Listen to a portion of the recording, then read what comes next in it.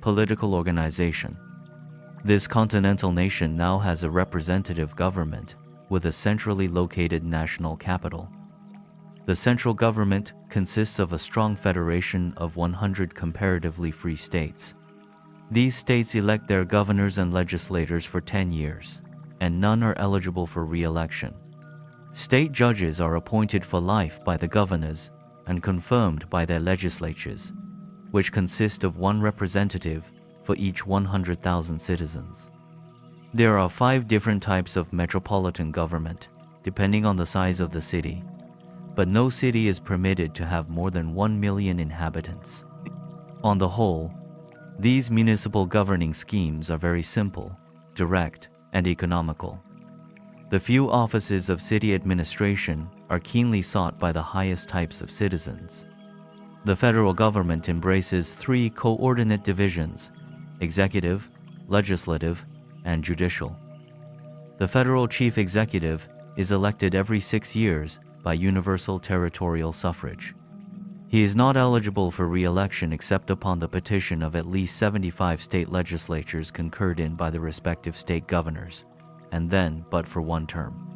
He is advised by a super cabinet composed of all living ex-chief executives. The legislative division embraces 3 houses. 1. The upper house is elected by industrial, professional, agricultural, and other groups of workers, balloting in accordance with economic function. 2. The lower house is elected by certain organizations of society, embracing the social, political, and philosophic groups, not included in industry or the professions.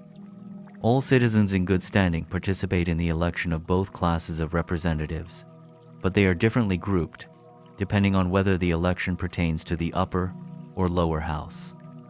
3. The third house, the elder statesmen, embraces the veterans of civic service and includes many distinguished persons nominated by the chief executive, by the regional, sub-federal executives, by the chief of the Supreme Tribunal, and by the presiding officers of either of the other legislative houses. This group is limited to 100, and its members are elected by the majority action of the elder statesmen themselves. Membership is for life, and when vacancies occur, the person receiving the largest ballot among the list of nominees is thereby duly elected. The scope of this body is purely advisory, but it is a mighty regulator of public opinion and exerts a powerful influence upon all branches of the government. Very much of the federal administrative work is carried on by the 10 regional sub-federal authorities, each consisting of the association of 10 states. These regional divisions are wholly executive and administrative, having neither legislative nor judicial functions.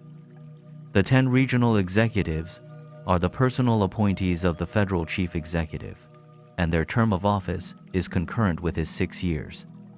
The Federal Supreme Tribunal approves the appointment of these 10 regional executives, and while they may not be reappointed, the retiring executive automatically becomes the associate and advisor of his successor.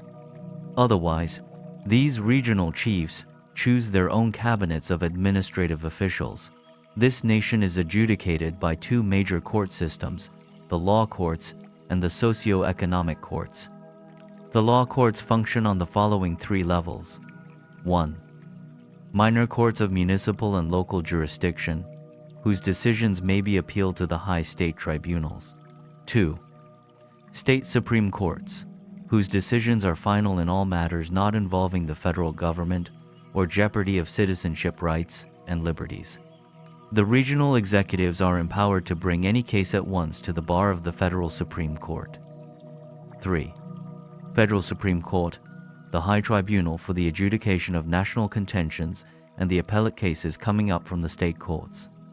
This Supreme Tribunal consists of 12 men over 40 and under 75 years of age who have served 2 or more years on some state tribunal and who have been appointed to this high position by the chief executive with the majority approval of the super cabinet and the third house of the legislative assembly. All decisions of this supreme judicial body are by at least a 2/3 vote. The socio-economic courts function in the following three divisions. 1. Parental courts, associated with the legislative and executive divisions of the home and social system. 2. Educational courts, the juridical bodies connected with the state and regional school systems, and associated with the executive and legislative branches of the educational administrative mechanism. 3. Industrial courts, the jurisdictional tribunals vested with full authority for the settlement of all economic misunderstandings. The Federal Supreme Court does not pass upon socio-economic cases, except upon the 3/4 vote of the third legislative branch of the national government, the House of Elder Statesmen. Otherwise, all decisions of the parental, educational, and industrial high courts are final.